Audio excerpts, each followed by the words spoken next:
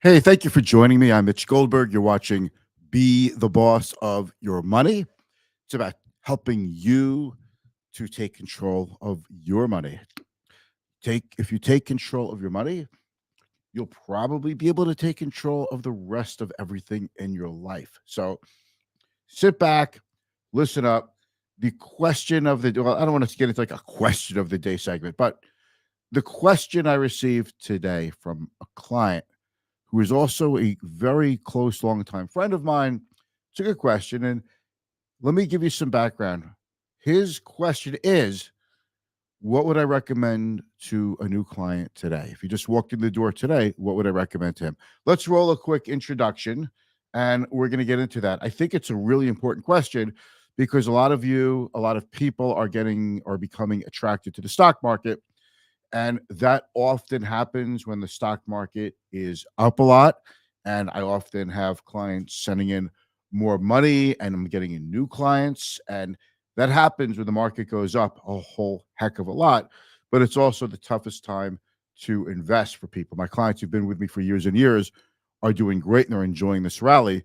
But we want to make sure there is something in it for everyone, including the newcomers. So here we go.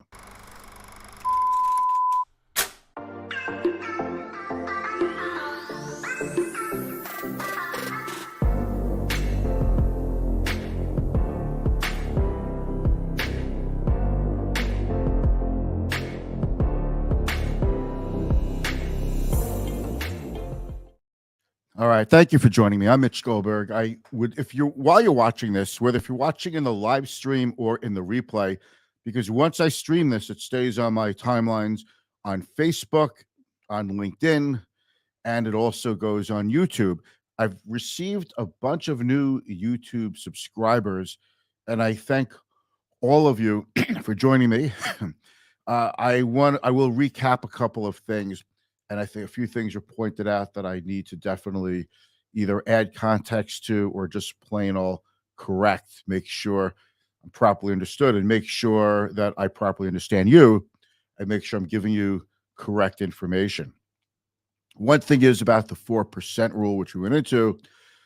The 4% rule, it's a strategy that if you withdraw 4% of your investment portfolio of a typical 60% equities, 40% bonds portfolio, and we'll use equities, S&P 500, bonds, we'll use your Barclays bond index. You should be able to keep your portfolio lasting for 30 years. So if you have $1 million portfolio, if you take out 40,000 or 4% annually, and I say or 40,000 or 4% because 40,000 of a million is 4%. But if the portfolio goes to 1.1 million, then you could take 44,000 out. So that's why I say I'll just stick with the 4%, not the dollar amount. My point was, for most clients in my experience, it has been inadequate. Most people would need to take out more. Some could do it, but it depends on how Spartan you're going to be living in retirement. It also depends on how much you're collecting for Social Security. It depends on if you collected Social Security at a younger age, at 62 or 66 and change or 70. So there's a number of things that could make the 4% rule adequate for an individual. It's different for everybody. That's what puts the personal into personal finance. But it doesn't change the 4% rule. It's got a proven track record and it does work. So not knocking the 4% rule itself, but my concern is, for a lot of people, a 6% rule would be a lot better. But the higher you go, of course, the higher your risk is of running out of money while you're still alive. And that's just a nightmare for many of you. And that's that. Question I received from a long-term client. He's a successful guy and known him most of my life. One of the kindest people you'll ever meet also. Just the type of guy that the first thing he wants to know is, how's your family doing? How are your kids? Like, you're just a good man, great father, great husband, great friend. So, but the question is this: he has amassed money, and I'm quite confident he's on the road to a happy, successful retirement, meaning living the lifestyle that he and his wife want to live in when they finally do retire. Uh, so that's what I mean by future retirement success story. But he is concerned maybe he invested a little bit too conservatively. He's not fully invested in stocks. Now, mind you, this this is a fairly conservative individual who is not comfortable with who is not comfortable with very very big and dramatic swings in the value of his portfolio.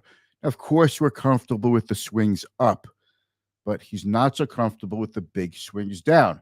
And when you are like that, you have to take certain measures, like investing less in the stock market and more in fixed income and cash and other investments, which could be more stable, cash equivalents, T bills, that sort of thing.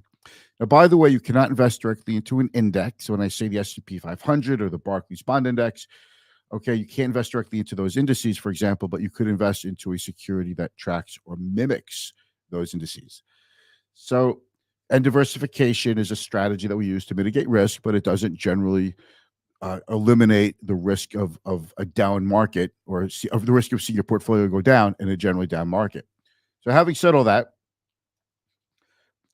he's saying, would I have maybe X amount more dollars if I was more aggressive? And the answer flat out is yes, you would have.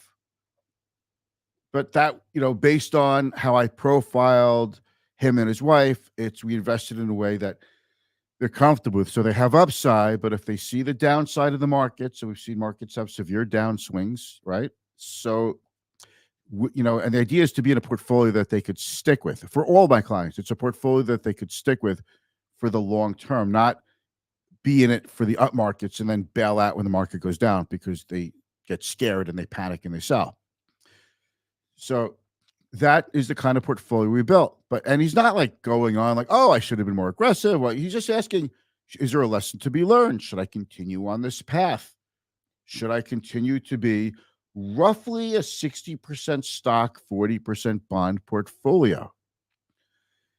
And I said, based on everything we've ever spoken about for 30 plus years, and based on everything I know about you and all the conversations and the risk metrics, profiling, et cetera, you should not be more aggressive, because if the stock market went down 50%, you would be down a lot of money, like seven figures. All right. That's how much. Would you be able to handle that? He said, no way. And I'm too old to recoup all that. I think he's not too old to recoup it, by the way, but he doesn't want to wait another 10 or 15 years at his age. Okay. Late 50s. So, to see the market recover and for his accounts to go back up. If your time horizon is 30 years, 20 years, 40 years, that's one thing. But if you're looking to retire in the next 5 to 10 years, it's a different kind of time horizon. So, but he asked me, well, let me ask you, if I came in today, I'm your new client today, would you recommend Nvidia to me? Would you recommend T-bills paying 5%? Just so you know, a T-bill is a treasury bond. When the United States pays its bills, there's two ways the U.S. government gets money. The first way is through taxes, okay, through federal income tax. The second way is it borrows the money. So the U.S. takes in money through the federal income taxes. And if that's not enough, the U.S. borrows money by issuing treasury bonds. And the short-term treasury bonds, 1 year and under, are called T-bills. So a T-bill is a treasury bond that just matures in a pretty short amount of time. So we like to classify things, treasury bills or T-bills, treasury notes, treasury bonds. They're all treasury bonds. It's just a T-bill says very short term. A treasury note says intermediate term, let's say up to about 7 years. And a treasury bond is basically 7, 8 years and longer till maturity. And when the bond matures, you will not only have gotten your income stream every 6 months from the interest from the bonds, but you'll get the principal back too. And at that point, you could either take your money back and spend it, save it, do something with it, or you could just reinvest it into another treasury bond. Okay, so we could talk more about the bond market If you do want information about that, you want some education about that, um, you are always encouraged to call me. I love educating people about how markets work, how investing works, and how the investments could work for you in your portfolio for your goals. So, moving along, if you came in today with new money, brand new client, would I recommend Nvidia or T bills? Because those are like the really two popular investments right now, Nvidia and T bills. It's like, and they're so totally different, but they're both, but they're both very different. And he said, what would you recommend? And I said, it depends. You know, if someone comes into me at the current age that you're at, and we do a risk profile, and you can't take that much risk, and if your excuse me, and if your risk tolerance is not that high, we have to invest according to your time horizon and to your risk tolerance. The first determinant of risk tolerance is how long it'll be until you need to convert your investments into cash to pay for your bills. The second part of the risk equation of assessing your risk is your ability to withstand down markets, down investments. Are you able to hold on to them until they recover? Or do you lose faith in those investments and decide you have to sell and either go into something else or just give up and go into cash? In the meantime, you started out as a long-term investor, but a down investment or a down market turned you into a short-term investor because of fear. These are the things that I assess. And depending on that, it could be T-bills for that recommendation. It could be individual stocks. It could be a mix of stocks and bonds, i- including T-bills. It could be lots of things. Most likely, it'll be a diversified mix of different investments to try and match your specific risk profile. So I can't really answer that. Would it be Nvidia or T-bills? And those two investments are like on such opposite ends of the risk spectrum of investing. So that's how we would do it. It's based on intake, on risk profiling, is how we make our recommendations. It's not based on, do we like the market now, or is the stock market too high now? So if you come to me now and invest, I'm going to sit on a lot of cash and wait for the market to go down. No, that's not part of it. If you come to me today with new money, new client walks through the door, and their time horizon for some of this money or all of the money is 20 years or more, 10 years or more, we're going into the stock market. If they say, well, I'm retired, or I'm going to need the money in a certain amount of time, or I can't really make the money back if I lose it, and I'm a certain age, let's say, I'm in retirement, I just have to make this money last and I can't take a lot of risk, then that person would obviously be invested differently. And that's what we go by.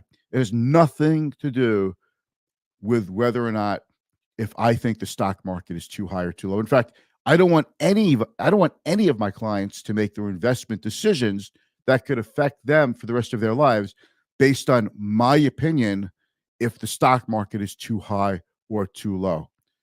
It's not a good way to invest for anybody. I want to do it based on the right reasons. So that's how we do our thing, and that's my answer to him. And I hope that helps you with your investment decisions of where you should put your money today. Hope you'll have a great rest of the day. Oh, by the way, if you haven't heard, for the Trump trial is over. He was found guilty on all 34 counts. Now, this goes under the heading of geopolitical events. So I will be keeping an eye on the market tomorrow, stocks and bonds, to see how markets react.